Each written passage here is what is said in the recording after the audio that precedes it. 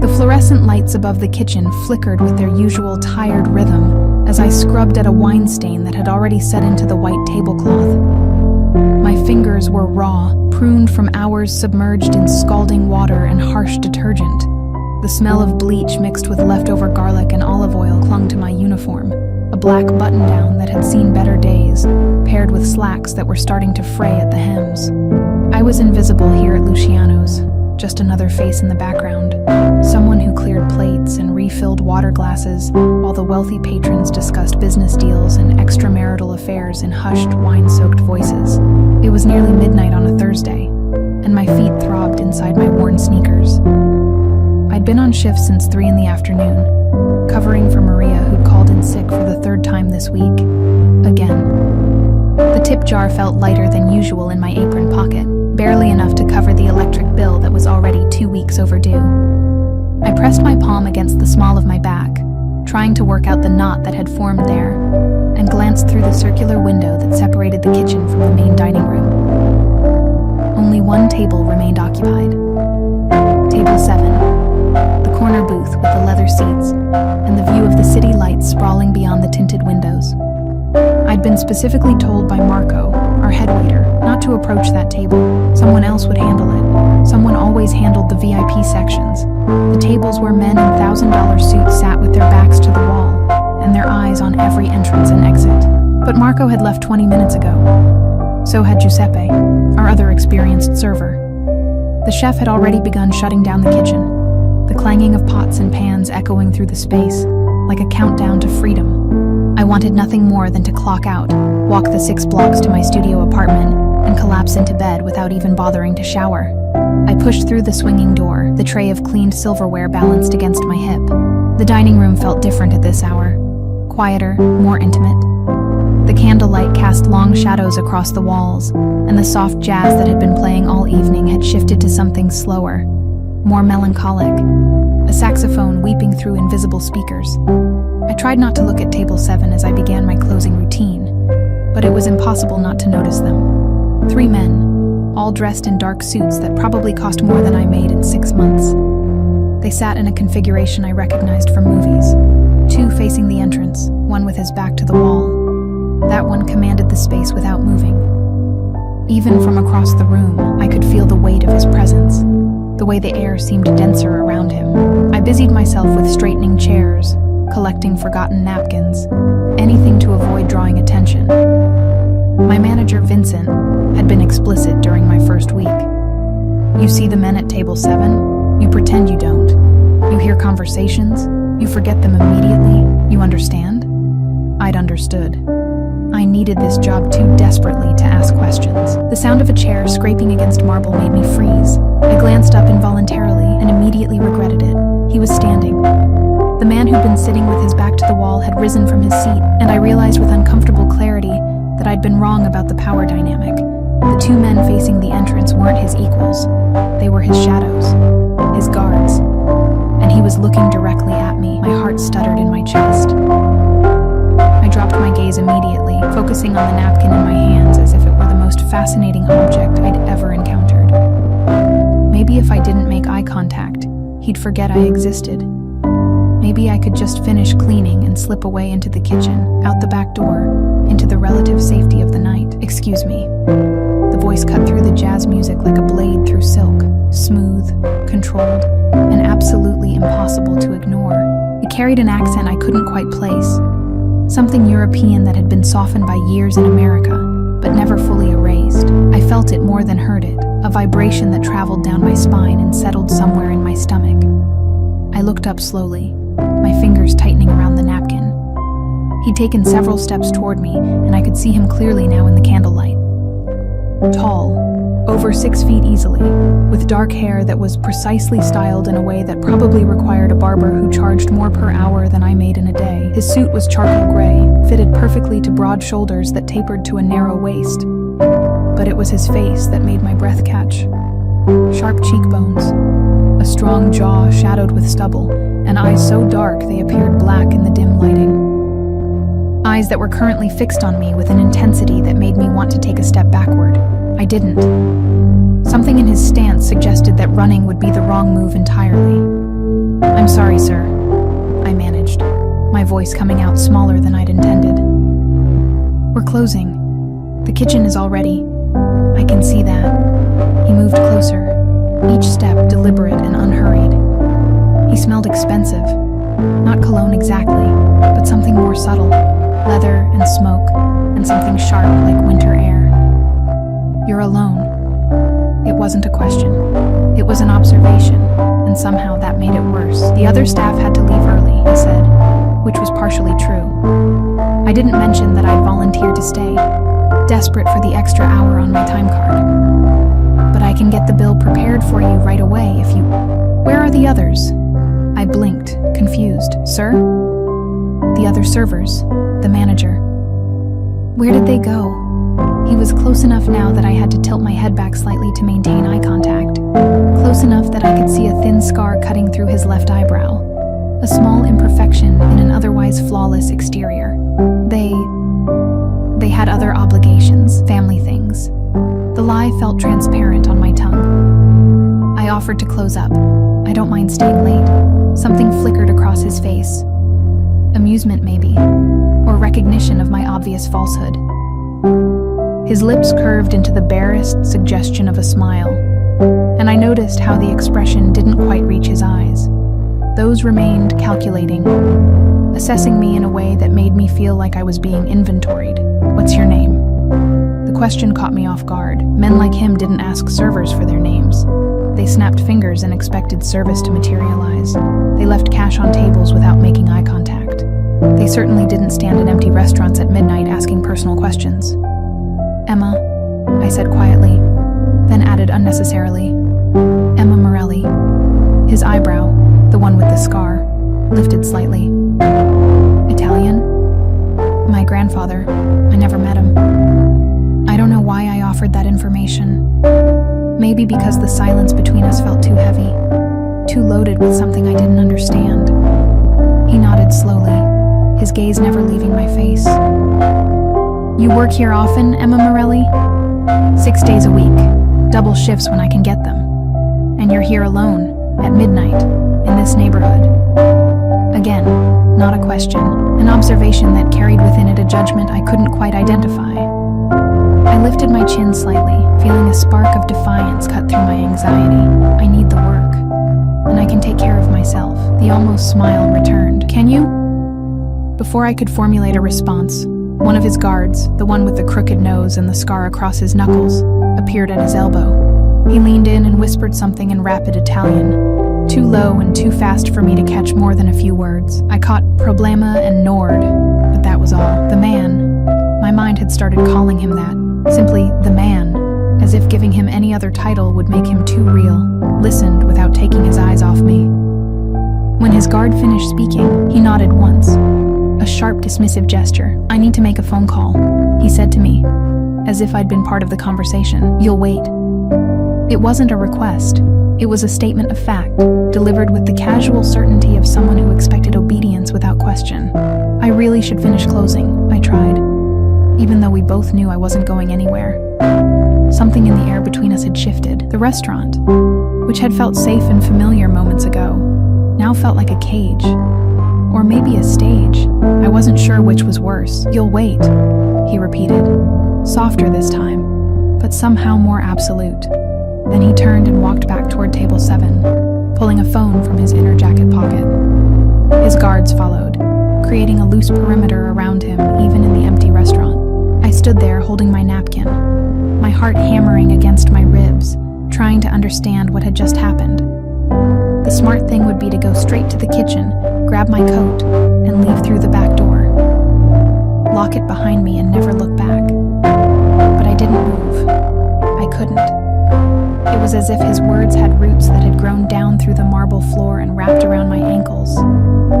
I busied myself with meaningless tasks, rearranging the salt and pepper shakers on nearby tables, straightening the chairs that were already straight.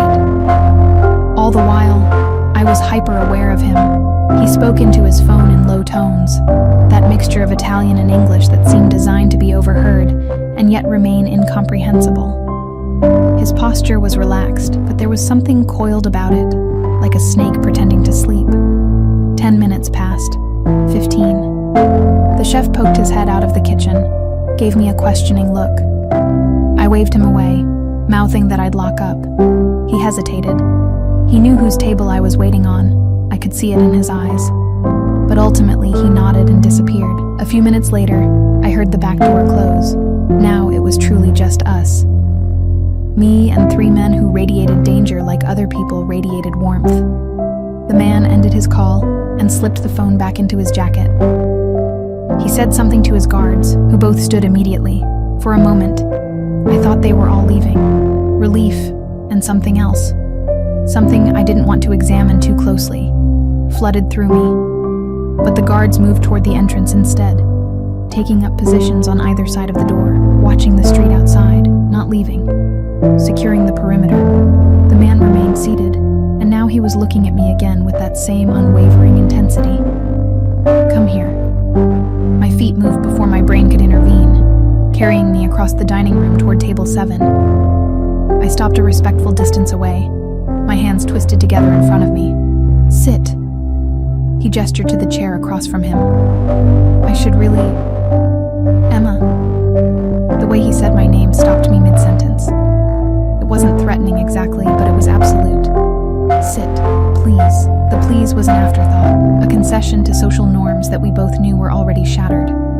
I sat. Up close, he was even more striking. The candlelight caught the planes of his face, creating shadows that made him look like something carved from marble. Dangerous beauty, the kind that belonged in museums behind velvet ropes and security cameras. You're afraid, he observed. Should I be? He considered this, his head tilting slightly. That depends on who you ask. I'm asking you. The corner of his mouth twitched. No.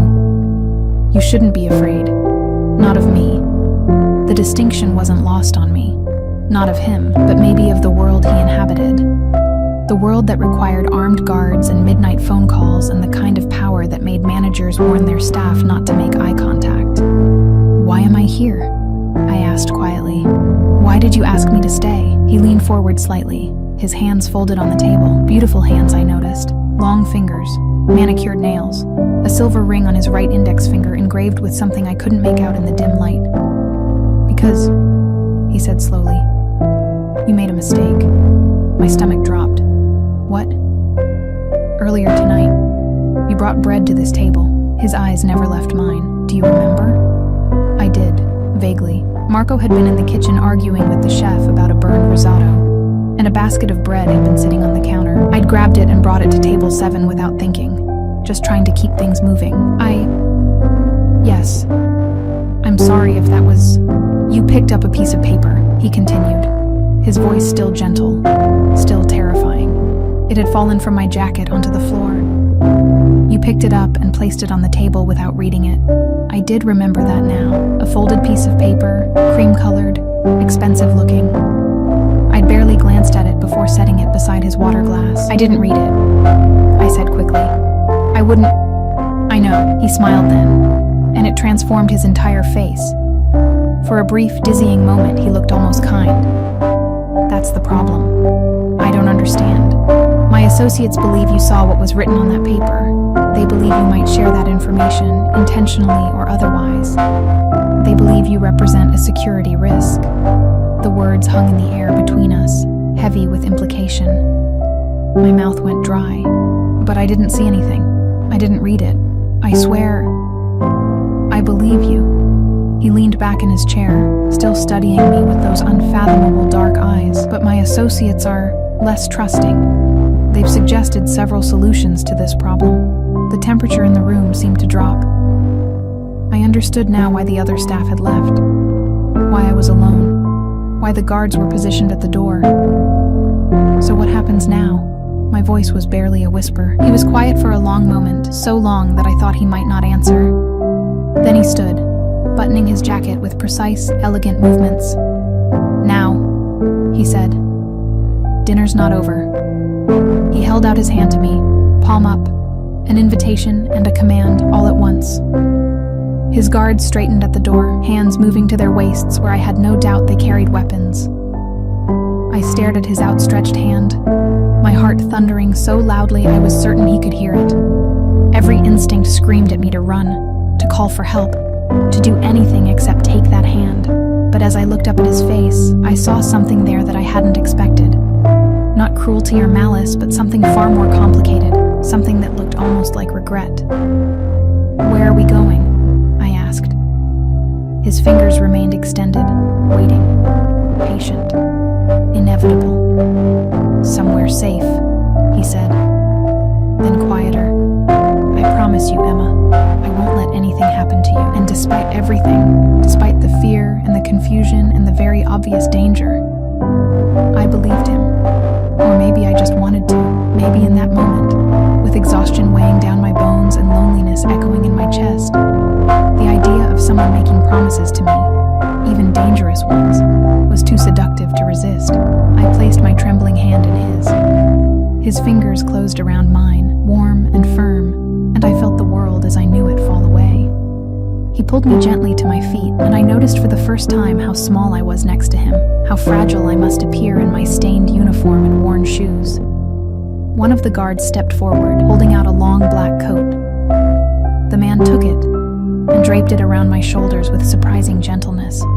"It's cold outside," he explained, as if that were the most pressing concern, as if my entire life hadn't just pivoted on an axis I didn't understand. He kept my hand in his as he led me toward the door. His grip was unbreakable, but not painful, possessive. The guards fell into formation around us, and I caught a glimpse of my reflection in the restaurant's window as we passed.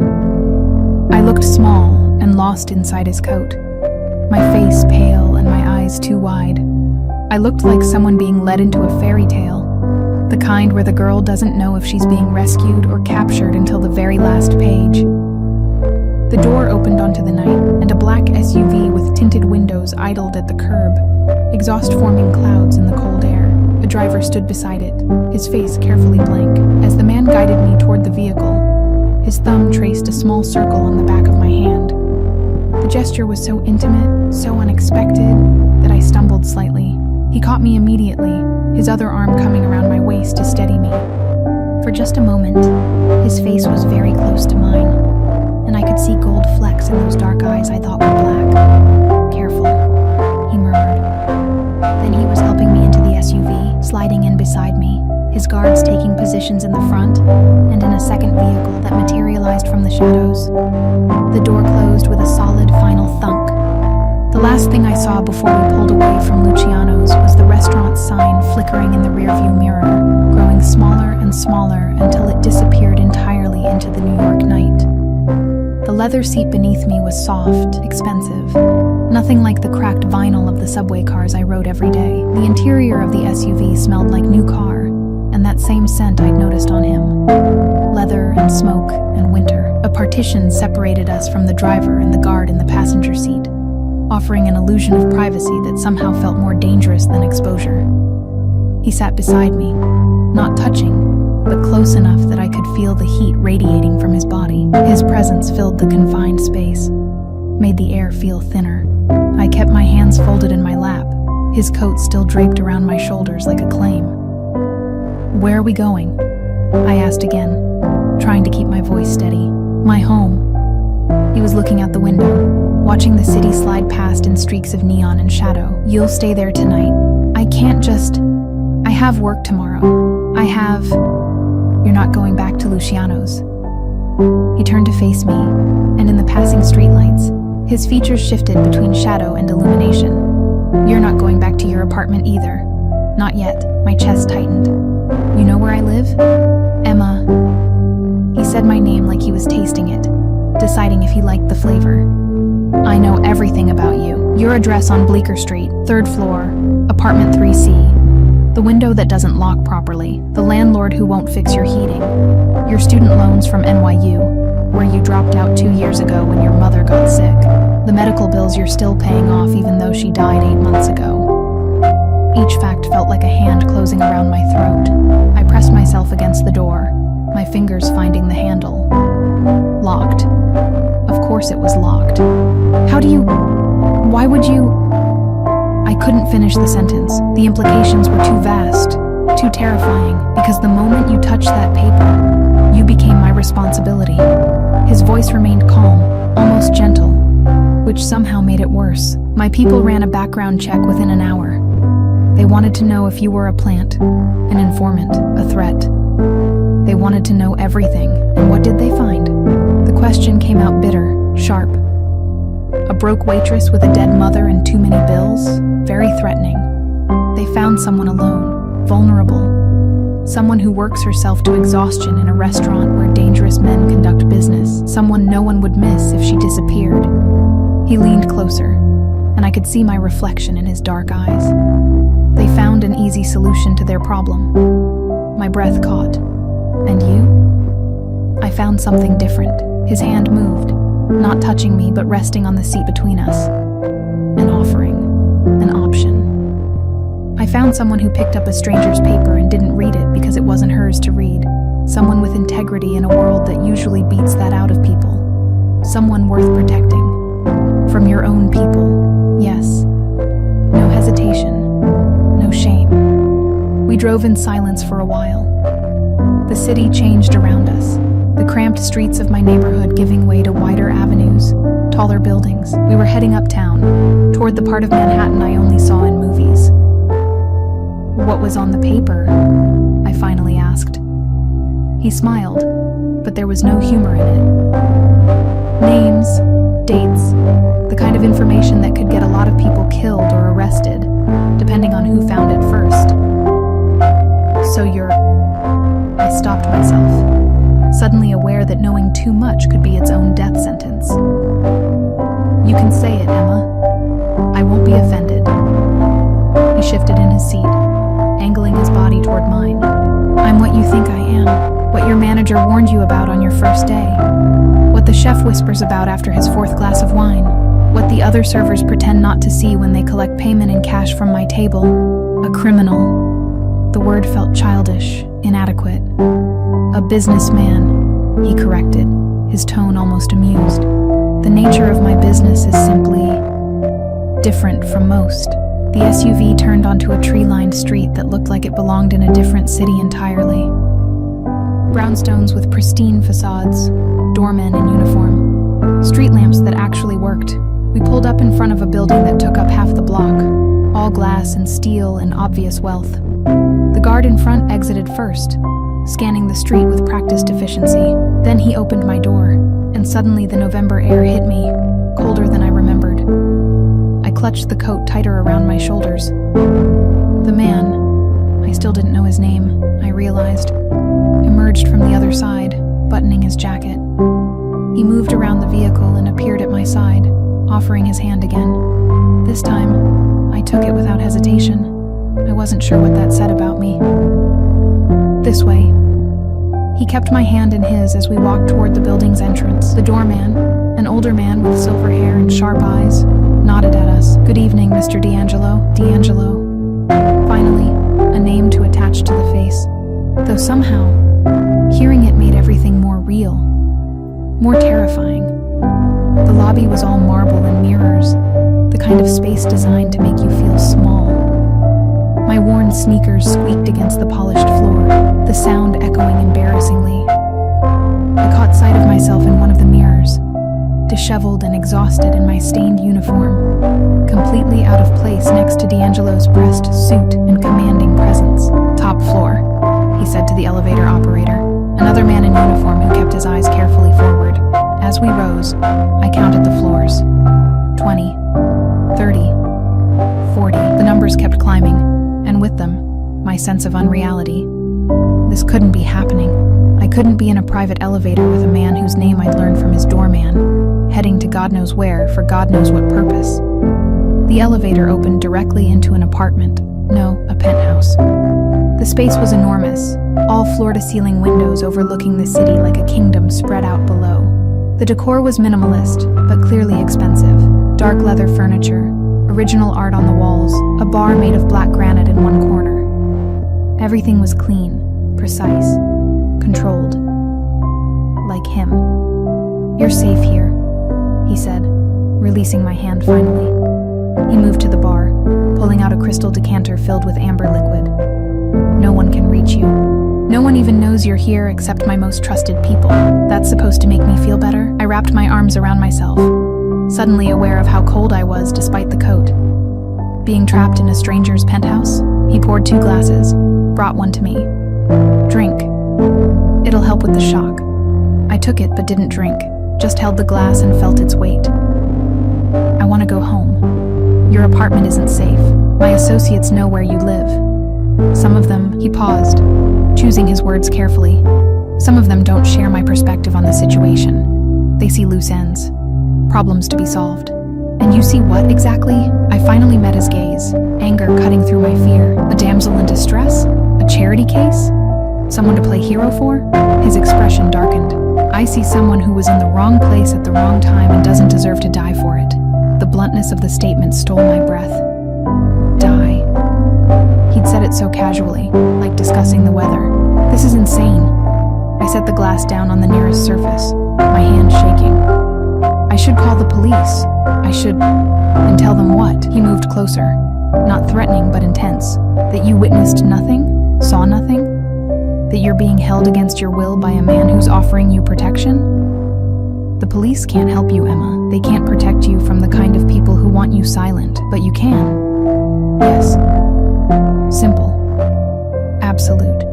Terrifying in its certainty. I sank onto the leather couch, suddenly exhausted beyond measure. The adrenaline that had been keeping me upright drained away, leaving me hollow. How long? How long what? How long do I have to stay here? How long until it's safe for me to go back to my life? He was quiet for a long moment, his jaw working like he was chewing on words he didn't want to say. I don't know. Days? Weeks? However long it takes to convince my associates that you're not a threat, that you're... He paused, something flickering across his face, that you're mine to deal with. The possessive pronoun hung in the air between us. Mine.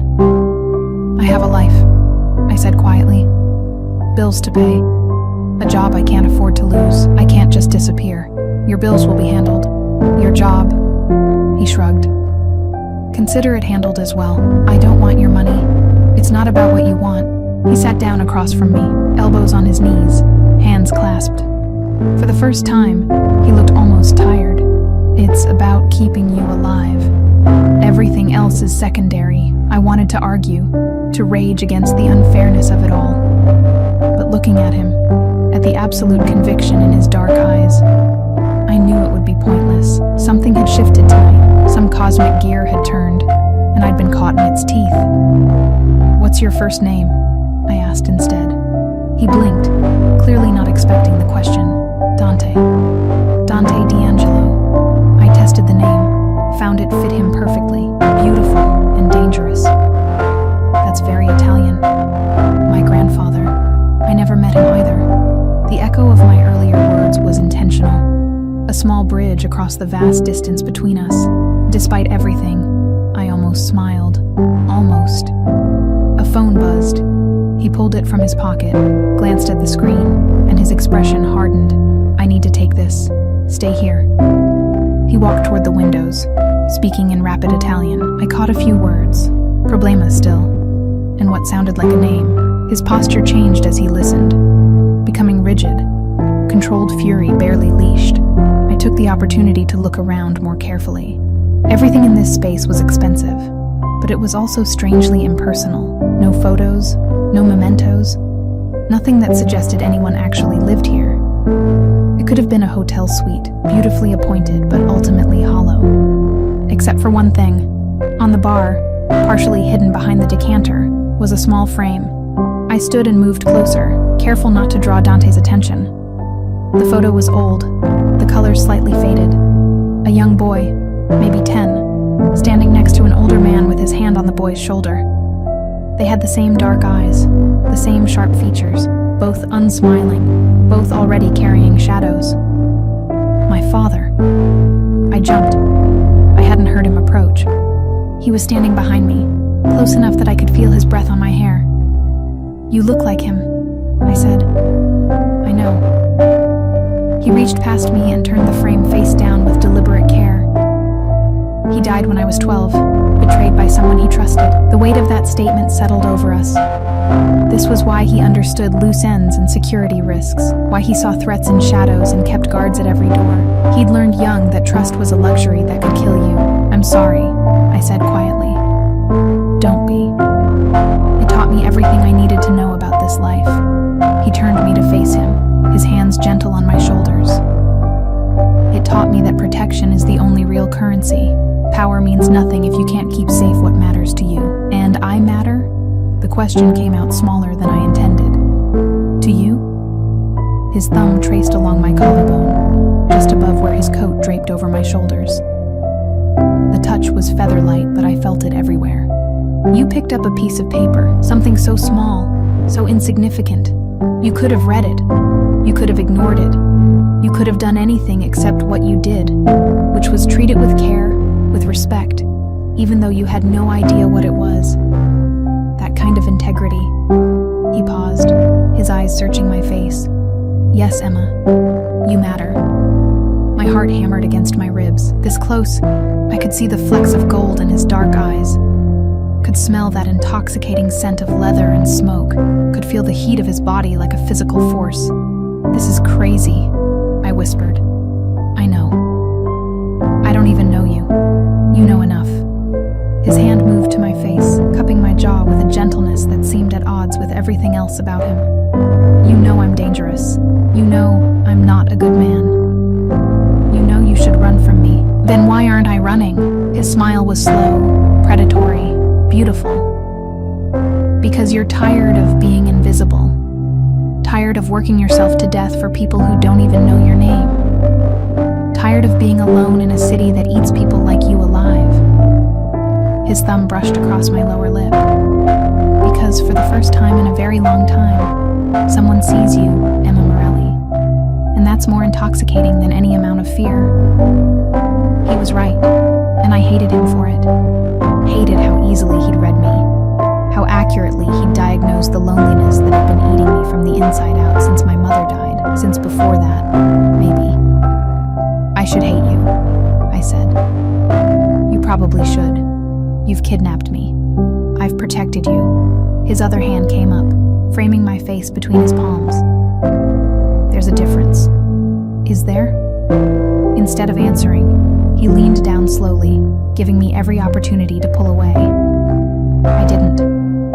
I stayed frozen, caught between terror and something else entirely, as his lips brushed against mine. The kiss was soft, questioning, almost reverent. Nothing like I expected from a man like him. It tasted like whiskey and danger, and promises that would probably destroy me. When he pulled back, his eyes were darker than ever. Get some rest, he said, his voice rougher than before. Tomorrow, we'll figure out what comes next. He stepped away, leaving me cold and confused and aching in ways I didn't want to examine. The bedroom is through there. Everything you need is in the closet. Clothes, toiletries, they should fit. How could you possibly? I had someone pick them up while we were driving. Your sizes were easy enough to obtain. He said it like it was normal, like having the resources to outfit a stranger in an hour was nothing remarkable. I wanted to argue, to assert some kind of independence, but exhaustion dragged at my bones, and the thought of a real bed, safety, even temporary peace, was too tempting. Dante, I said as he turned to leave. He paused, looking back over his shoulder. What happens if your people don't agree? If they don't accept me as your responsibility? His expression went cold, arctic, terrifying. Then they'll learn what happens when someone tries to take what's mine. The words should have frightened me. They did frighten me. But they also sent a thrill down my spine that I refused to acknowledge. He left, disappearing into another part of the penthouse, and I stood alone in the vast living room, touching my lips where his had been, wondering what I'd become in the span of a single night. The bedroom was as impersonal as the rest of the space, but the bed looked like heaven. I found the closet he'd mentioned, full of clothes in my exact size, from jeans to dresses to pajamas that were softer than anything I'd ever owned. It should have been creepy. It was creepy, but it was also intoxicating, just like he'd said. Being seen, being cared for, even by someone dangerous. I changed into the pajamas, washed my face in the marble bathroom, and crawled between sheets that probably cost more than my monthly rent.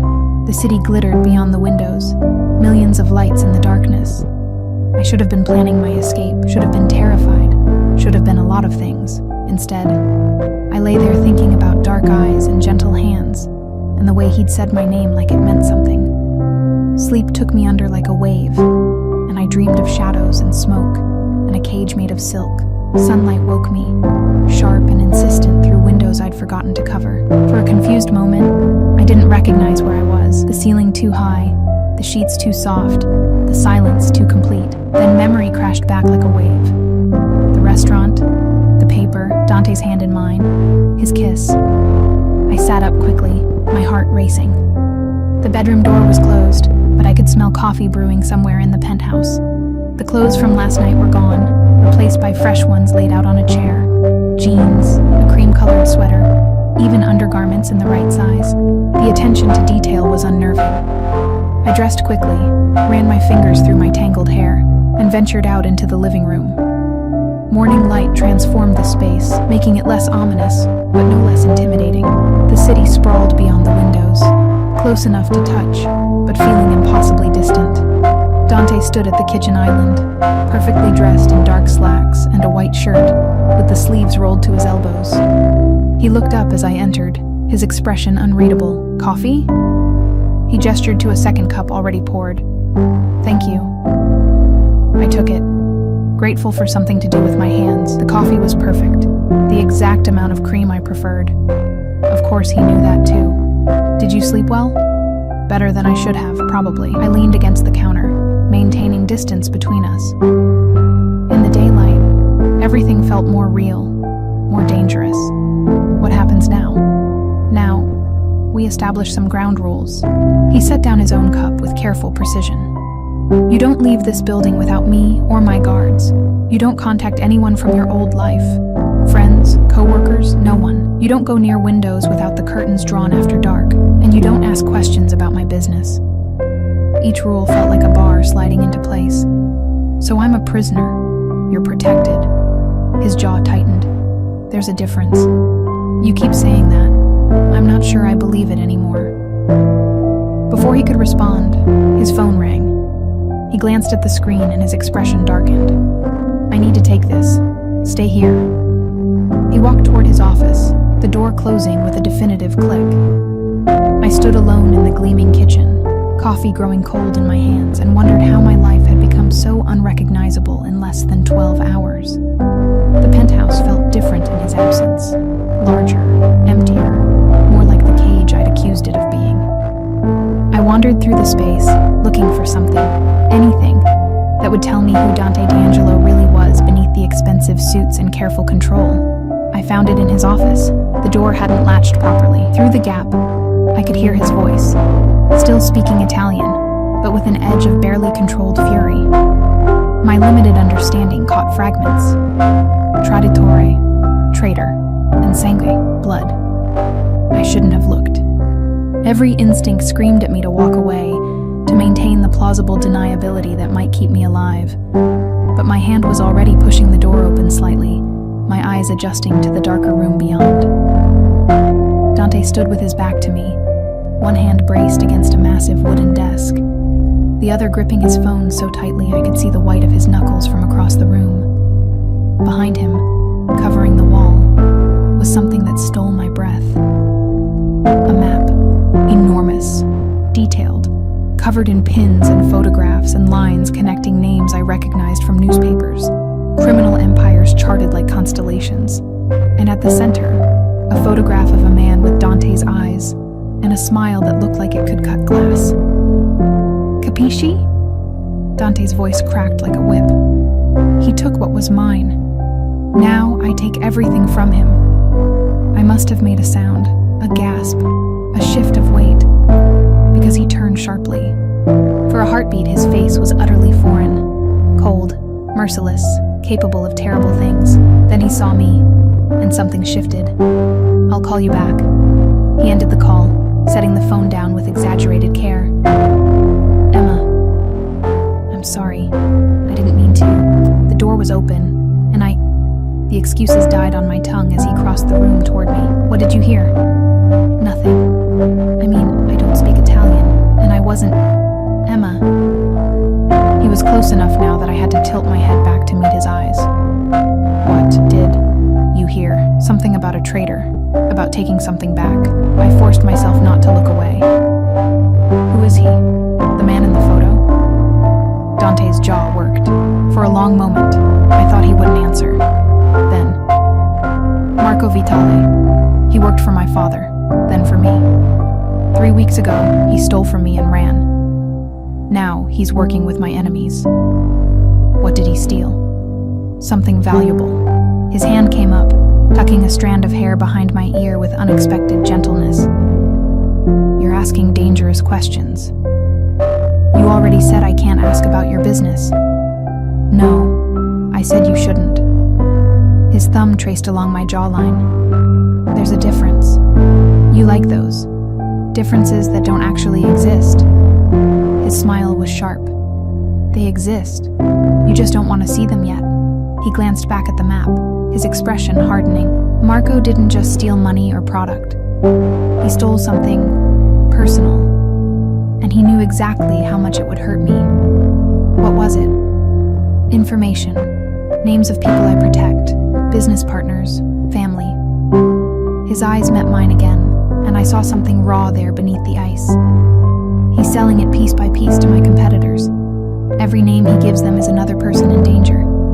Another weakness exposed. Understanding dawned cold and terrible. The paper I picked up, that was about him. Yes. Meeting locations, contacts, patterns. We're close to finding him. His hand dropped from my face. Which is why my people are nervous about loose ends. About anyone who might have seen something, known something, even accidentally. But I didn't. I know. He stepped back, creating distance that felt like a wall. But they don't trust easily, not after Marco. They see betrayal in shadows now. I understood then, really understood, what he'd saved me from. Not just death, but the paranoid, methodical elimination of even the possibility of a threat. To men who'd been betrayed by one of their own. I was just another risk to be neutralized. How do we convince them? I asked quietly. We don't. I do. He moved back to his desk, pulling something from a drawer, a phone, sleek and new. This is yours now. My number is the only one programmed in. You need anything, you call me. Day or night, I took the phone, feeling its weight. This feels like a leash. It's a lifeline. His voice was hard. Use it or don't, but don't say I didn't give you options. The next hours passed in strange domesticity. Dante made phone calls in his office while I explored the penthouse like a ghost haunting someone else's life. I found a library filled with books in 3 languages, a gym with equipment I didn't recognize, a second bedroom that appeared completely unused. Lunch arrived via private elevator, food from a restaurant I couldn't afford in a lifetime, delivered by a man who kept his eyes carefully averted. Dante ate methodically, checking his phone between bites, his mind clearly elsewhere. I have to go out tonight, he said finally, setting down his fork. Business that can't wait. And me? You stay here. My head of security will be posted outside. You'll be safe. Safe and alone. His eyes flashed. Would you prefer to come with me? To a meeting with men who might decide you're too much of a liability? Who might test whether I value your life over business relationships that go back decades? I fell silent, chastened. I didn't think so. He stood, buttoning his jacket. This is how it has to be, Emma, for now. He left as the sun set, the city lights beginning to flicker on like stars. I stood at the window, watching his SUV pull away, flanked by 2 others. A convoy. An army for one man. The penthouse felt vast without him. I tried to read, to watch television, to do anything but think about where he was and what he was doing, who he was becoming in my mind, not just my captor, but something more complicated, something dangerous. Near midnight, the phone he'd given me rang. I stared at it for 3 rings before answering. Emma. His voice was tight, controlled. I need you to listen carefully. My heart stuttered. What's wrong? Nothing. Everything's fine.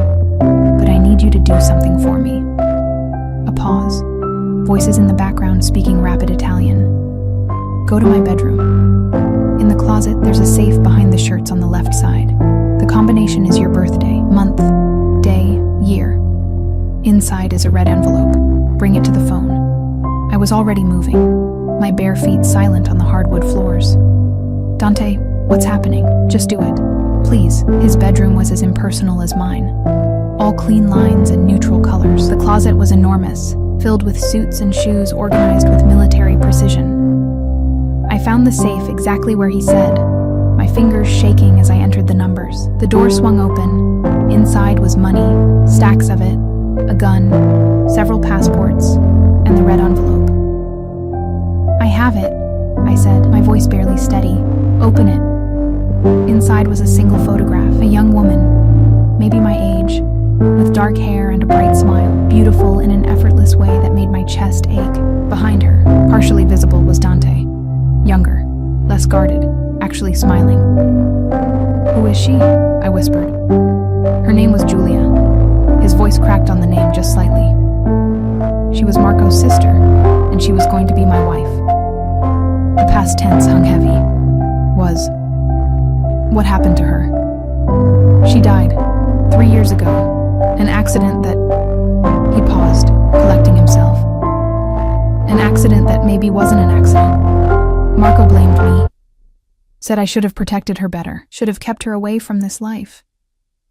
He was right. I sank onto the edge of his bed, the photograph trembling in my hands. Why are you telling me this? Because the men I'm with tonight are asking questions about you, about why I'm protecting a stranger, about what you mean to me. His voice dropped lower, and I realized I don't have a good answer. Not one they'll accept. So what do we tell them? The truth. A breath, heavy with implication. That you remind me of her. That when I saw you in that restaurant, alone and working yourself to death, I saw what could have happened to Julia if she'd lived differently, and I couldn't... He stopped.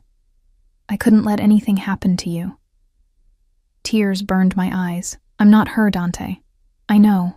Believe me, I know. A long pause.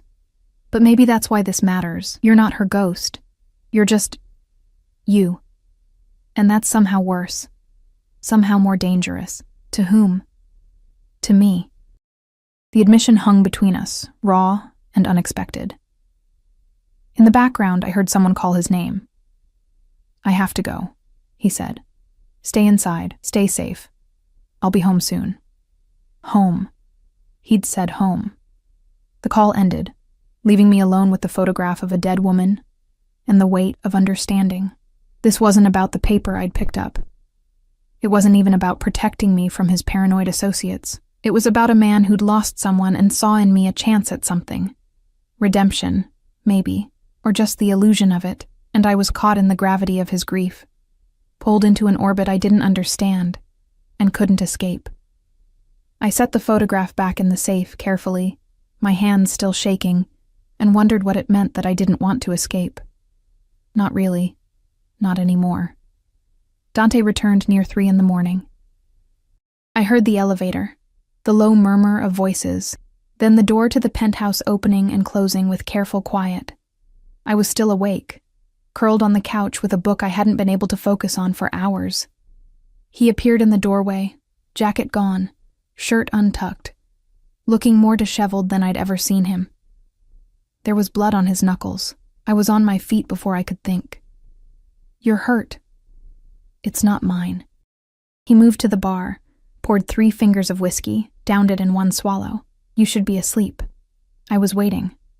I crossed to him, reaching for his hand without thinking. He let me take it. Let me examine the split skin across his knuckles, the bruising already forming. What happened? A disagreement. It's handled. He pulled his hand back gently. You found the photograph. Yes. I met his eyes. You loved her. I did. No hesitation. No shame. She was everything this world isn't. Kind, hopeful, clean. Being with her felt like absolution. His jaw tightened. And then she was gone, and I realized absolution isn't something people like me get to have. People like you, I repeated. You mean criminals? Killers? I mean people who make choices that destroy the things they love. He poured another drink but didn't consume it. Just stared into the amber liquid like it held answers. I brought her into my world thinking I could keep her separate from it, that my money and power could build walls high enough. I was wrong. It wasn't your fault she died. His laugh was bitter. You don't know that. You don't know anything about how she died. Then tell me. He looked at me for a long moment, something warring behind his eyes. Then he drained the second glass and set it down with careful precision. She was driving home from a charity event, something she'd organized to help children in the city. She was good like that, always trying to fix things, save people. His voice went flat. Her brakes failed on the FDR drive. The car went into the river. By the time they pulled her out, she'd been underwater for 20 minutes. My chest constricted. Dante. The brake line had been cut, professionally, deliberately. He turned to face me fully. Marco was the first person at the scene. He pulled her body from the car himself. He was screaming about how I'd killed her, how my enemies had taken her because I couldn't protect what was mine. And he was right. So he turned against you. Not immediately. That came later, after the grief turned to rage, after he started seeing my face and remembering his sister's body. Dante moved closer, his presence overwhelming in the dim light. Tonight, my associates asked me why I care so much about keeping you alive, why I'm willing to risk my reputation, my relationships, everything I've built, for a waitress who saw nothing. What did you tell them? That you're under my protection, that anyone who touches you answers to me personally. His hand came up, cupping my face with startling gentleness, and that if they have a problem with that, they can take it up with me. Directly. The blood on your knuckles, that was someone taking it up with you? That was someone learning what happens when they question my decisions. His thumb brushed across my cheekbone. You're safe now, Emma. They've accepted that you're mine to handle. There was that word again. Mine. It should have angered me. Instead, heat pooled low in my stomach. For how long? I whispered. For as long as I say so. His eyes searched my face. Does that frighten you? Yes. Honesty felt like the only option between us. But not as much as it should. He leaned down slowly, giving me every chance to pull away. I didn't. This kiss was different from the first, hungrier, more desperate, carrying the weight of everything unsaid between us. I tasted whiskey and danger, and something that might have been need. When he pulled back, we were both breathing hard. You should go to bed, he said roughly, while I still have the control to let you. I should have listened, should have walked away, put distance between us, maintained whatever boundaries still existed. Instead, I heard myself ask, what if I don't want to go alone? His eyes went dark. Emma, I'm tired of being alone, tired of being invisible. You said that yourself. I stepped closer, closing the distance he'd created. Maybe I want to feel seen. Maybe I want to stop thinking for just one night. You don't know what you're asking. Then show me. For a heartbeat, he didn't move. Then his control shattered. His mouth crashed against mine, one hand tangling in my hair while the other pulled me flush against him. I gasped at the contact, at the solid heat of his body, and he took advantage, deepening the kiss until I couldn't remember why this was a bad idea. He lifted me easily, my legs wrapping around his waist as he carried me through the penthouse. Not to my room, to his. The door slammed behind us, and then we were falling onto his bed, all tangled limbs and desperate hands. Last chance. He growled against my throat. Tell me to stop. I pulled his shirt free from his pants, my hands finding the warm skin beneath. Don't stop. What followed was intense, consuming, everything I'd never let myself want. He was gentle and rough by turns, reading my body like a language he'd studied, learning what made me gasp and arch and forget my own name. And when it was over, when we lay tangled in sheets that smelled like him, I felt more alive than I had in years, also more terrified. Regrets? He asked quietly, his fingers tracing patterns on my bare shoulder. Ask me in the morning. He pulled me closer, tucking me against his chest. Stay. Sleep here tonight. I should have said no. Should have maintained some boundary, some piece of myself he didn't own.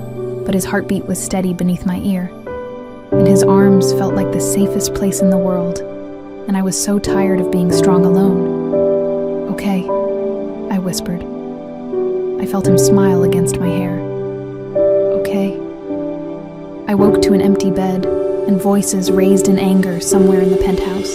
Dante's voice, controlled but lethal, and another man's, accented, aggressive, familiar in a way that made my skin crawl. I dressed quickly in one of Dante's shirts and my jeans from yesterday, following the sound to his office. The door was partially open, and through the gap, I could see them. Dante behind his desk, and across from him, a man with graying hair and cold eyes that held nothing but contempt. She's a liability, the stranger was saying in English heavily accented with Italian. You think with your cock instead of your head, and it will get you killed like it got Julia killed. Dante's fist slammed on the desk. Don't speak her name. You've lost that right. I loved her more than you ever could. She was my blood, Marco. This was Marco Vitale. And you betrayed everything she believed in when you stole from me. Dante's voice was ice. When you sold out the family she considered her own. When you put innocent people in danger for your revenge. Innocent? Marco laughed, the sound sharp and cruel. There are no innocent people in your world, D'Angelo. Only those who haven't been caught. His eyes shifted, landing on me in the doorway. Like her. I froze, caught. Dante turned, his expression flickering from fury to concern in an instant. Emma, go back to the bedroom. No. Marco smiled, and it was nothing like Dante's rare expressions of warmth. This was all teeth and malice. Let her stay. Let her see what kind of man she's sleeping with. Marco. Dante's warning was clear. Did he tell you how Julia really died? How her brake line was cut by his enemies? How she drowned screaming his name, begging for help that never came? Marco took a step toward me. Did he tell you that 3 weeks later, he killed everyone involved? 17 men, Emma. He killed them himself, with his own hands, in ways that made hardened criminals weep. My stomach turned. I looked at Dante, saw the truth in his eyes. They took someone I loved, Dante said quietly. They paid the price. And what price will she pay? Marco gestured at me. When your enemies find out about her, when they realize the great Dante D'Angelo has another weakness to exploit, they won't touch her. Because you'll protect her? Marco's laugh was bitter, like you protected Julia. Face it, D'Angelo. Everyone you love dies. It's what you do. It's who you are. Dante moved so fast I barely saw it. One moment he was behind the desk. The next he had Marco by the throat, pressed against the wall with enough force to crack the plaster. Get out, Dante snarled. Get out before I forget we have history, before I forget Julia would have wanted you alive. Marco's face was red, veins bulging, but he managed to smile. She's already dead, D'Angelo. And soon your new pet will be too. It's only a matter of time. Dante released him with a shove. Marco straightened his jacket, shot me one last contemptuous look, and walked out. The elevator doors closed on his cold smile. Silence filled the penthouse like smoke. Is it true? I asked quietly. About the 17 men? Dante didn't turn around. Yes. And what he said about me being in danger? Also true. He finally faced me, and I saw exhaustion in every line of his body. This is what I am, Emma. What I do. I kill people who threaten what's mine. I destroy anyone who tries to take from me. And everyone I've ever cared about has suffered for it. So what does that make me? He crossed to me, framing my face between his hands. It makes you the biggest mistake I've ever made. And the one thing I'm not willing to give up. Even if it gets me killed, it won't. The absoluteness in his voice should have comforted me. Instead, it terrified me. I won't let it. You couldn't stop them from killing Julia. Pain flashed across his face. I know, but I've learned since then. I'm stronger now, more careful, more ruthless. His forehead pressed against mine. I won't lose you the way I lost her. I can't. Standing there in his arms, I understood with perfect clarity what I'd become. Not a prisoner, not protected. Something far more dangerous. Cherished by a man who destroyed everything he loved, trying to keep it safe. And the most terrifying part was that I didn't want to leave. The days that followed Marco's visit blurred together in a strange domesticity threaded with constant danger. Dante's guards tripled, Every entrance to the building was monitored. I wasn't allowed near windows after dark, and even during the day, curtains remained partially drawn. The penthouse became a gilded cage, beautiful and suffocating in equal measure, but it was also becoming something else. Home. Dante worked from his office most days, his door open so he could see me moving through the space. We ate meals together, breakfast at the island, dinner at the table overlooking the city. He taught me phrases in Italian, laughed when I butchered the pronunciation. I learned he took his coffee black, that he had a weakness for old films, that he played piano when he couldn't sleep. At night, I slept in his bed, wrapped in his arms, and tried not to think about what that meant, tried not to examine too closely why I felt safer with a killer than I ever had alone. 2 weeks after Marco's confrontation, Dante came home early. I was reading in the library, curled into the leather chair by the window, when I heard the elevator. Something in the sound of his footsteps made me look up.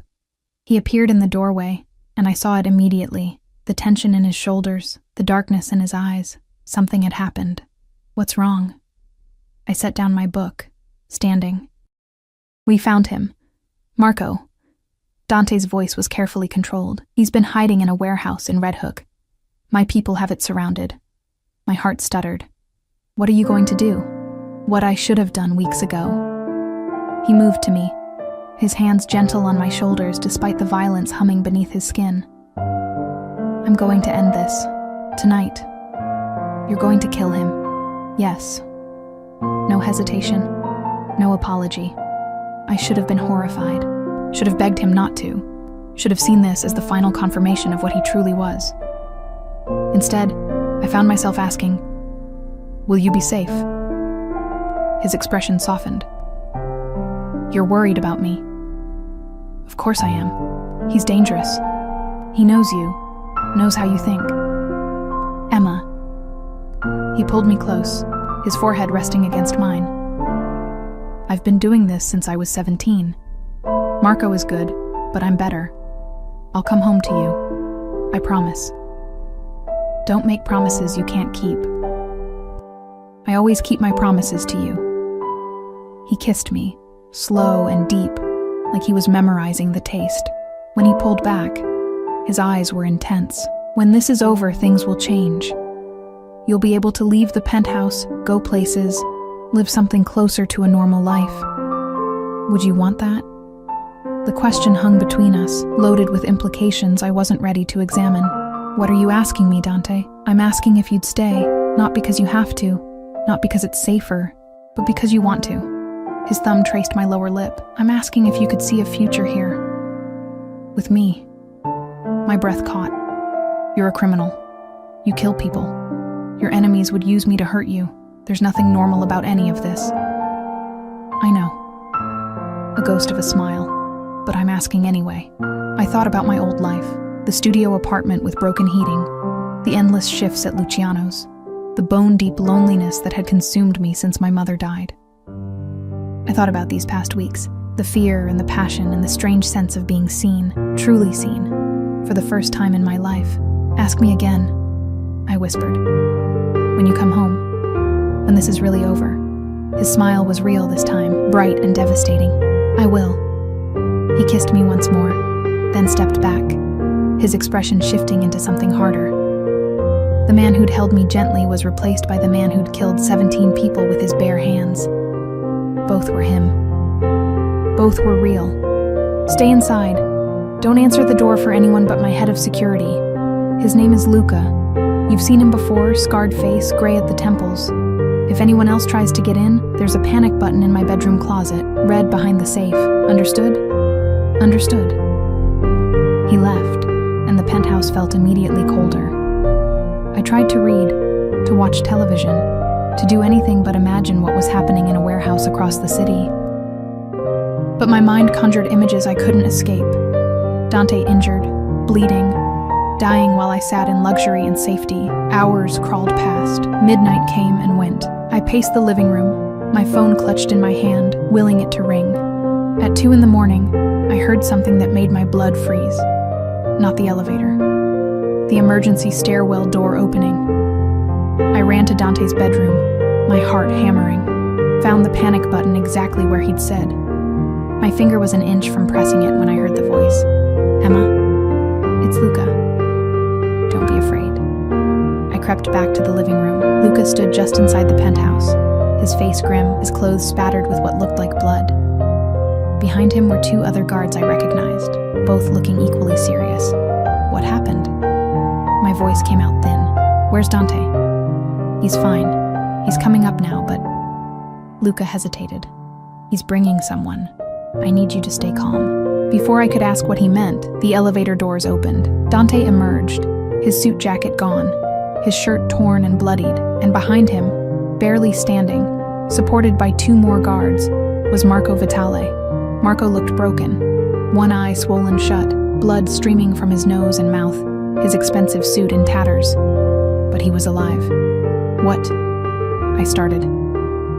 "Go to the bedroom," Dante said quietly, not harsh, but firm. "Please, Emma, you don't need to see this. You brought him here." The possessive slipped out before I could stop it. "I brought him here because I need him to understand something." Dante's eyes met mine, and then I'm letting him go. Marco laughed, the sound wet and painful. "Letting me go? To do what? Run again? You know I'll just..." He coughed, spitting blood. "I'll just come back. Keep coming until one of us is dead." "No, you won't." Dante moved to stand in front of him. "Because I'm going to give you something you want more than revenge. More than my death." Marco's one good eye narrowed. "There's nothing you have that I want." "Information." Dante pulled something from his pocket. A flash drive. Everything I have on the people who killed Julia. Names, addresses, bank accounts, routines. Enough to destroy them completely. The room went silent. I saw understanding dawn on Marco's battered face, followed by suspicion. Why? Because Julia would have wanted her brother to live. Because she loved you, and somewhere beneath all this rage and grief, I still remember loving her enough to honor that. Dante's voice was rough, and because I'm tired, Marco. Tired of the cycle. Tired of revenge, creating more death. It ends tonight. You take this information, you do what you need to do with it, and then you disappear. You never come after me or mine again. We're done. Just like that? Marco's voice dripped with disbelief. You expect me to believe you're just letting me walk away? I expect you to be smart enough to take the offer while it's on the table. Dante held out the flash drive. Because if you don't, if you keep coming after me, I won't show mercy again, and next time, there won't be anything left of you to bury. Marco stared at the drive for a long moment. Then, slowly, he reached out and took it. She really did love you, you know, even at the end. Even when... His voice broke. She was screaming for you when she died. Dante's jaw worked. I know. I live with that every day. Good. Marco straightened as much as his injuries would allow. Then we're even. He turned to leave, the guards parting to let him pass. At the elevator, he paused, looking back at me for the first time. Take care of him. God knows someone needs to. Then he was gone. The elevator descending, taking with it weeks of tension and fear and the specter of violence that had hung over everything. Dante stood motionless in the center of the room, blood on his clothes, exhaustion carved into every line of his body. Luca and the other guards quietly excused themselves, disappearing back down the emergency stairs. Finally, we were alone. You let him go, I said quietly. I did. Why? He turned to face me, and I saw something in his expression I'd never seen before. Peace, maybe, or the beginning of it. Because you were right. I can't keep destroying everything I touch. Can't keep letting the past consume the future. He moved to me, his hands finding mine. And because I want a future, Emma. With you, a real one. Not built on revenge and death and old ghosts. Tears burned my eyes. I don't know how to do this, how to be with someone like you, how to reconcile what you are with what I feel. Neither do I. He pulled me close, and I went willingly, pressing my face against his bloodied shirt, breathing in the scent of him. Leather and smoke, and something entirely his own. But I want to try, if you'll let me. I pulled back enough to look up at him. No more secrets. No more keeping me in the dark about your business, about the dangers. If I'm going to stay, I need to know what I'm staying for. Done. And I get to leave this penthouse, go outside, live something resembling a normal life. With security. Always with security. I considered this, nodded, acceptable. Anything else? Yes.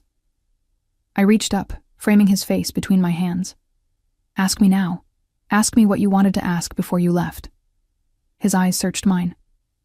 Emma Morelli, will you stay? Not because you're afraid.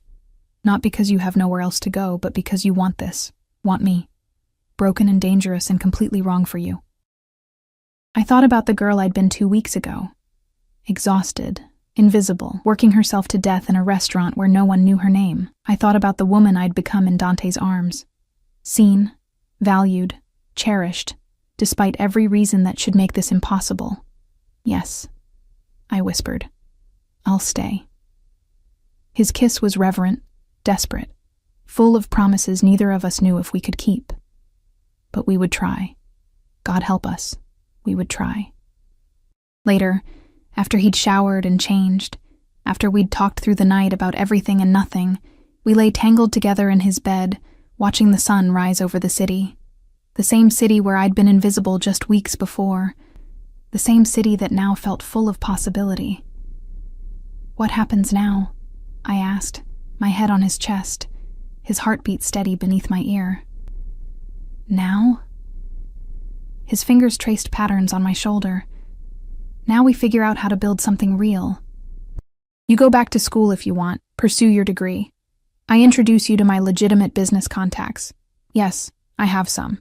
We see if we can make this work outside of crisis and fear. And if we can't, then at least we tried. At least we chose something other than loneliness and survival. He tilted my face up to his. But I think we can, Emma. I think we might surprise ourselves. I smiled, feeling it all the way to my bones. I think we might too. Outside the windows, the city woke to another day. Millions of people starting over, trying again, finding their own versions of redemption in the spaces between darkness and light. And in a penthouse high above it all, a criminal and a waitress who'd picked up a piece of paper she shouldn't have touched began the complicated work of building a life that shouldn't exist, but somehow, impossibly, did. Months later, I would look back on this moment and marvel at my naivety, at the simplicity of thinking love and good intentions could erase the realities of Dante's world. There would be hard days ahead, threats from rivals, close calls that left us shaken, moral compromises that tested everything I believed about myself. But there would also be joy, laughter over breakfast, quiet evenings reading while he worked. The fierce pride in his eyes when I walked across the stage to receive my degree. The way he held me after nightmares, his presence solid and safe even when the world felt uncertain. We built something real from the ashes of who we'd been. Not perfect. Never that. But ours. And when people asked me, and they did, always with barely concealed judgment, why I stayed with a man like Dante D'Angelo, I had my answer ready. Because he saw me when I was invisible. Because he protected me when he could have eliminated me. Because he chose a different path when it would have been easier to stay on the old one. Because sometimes, the most dangerous thing you can do is let someone love you completely. Violence, and gentleness, and all. And I had chosen danger. I had chosen him. The dinner that started all of this had never really ended. It had simply transformed into something neither of us expected, a life built between the darkness and the light, terrifying and beautiful in equal measure. And I wouldn't have changed a single moment.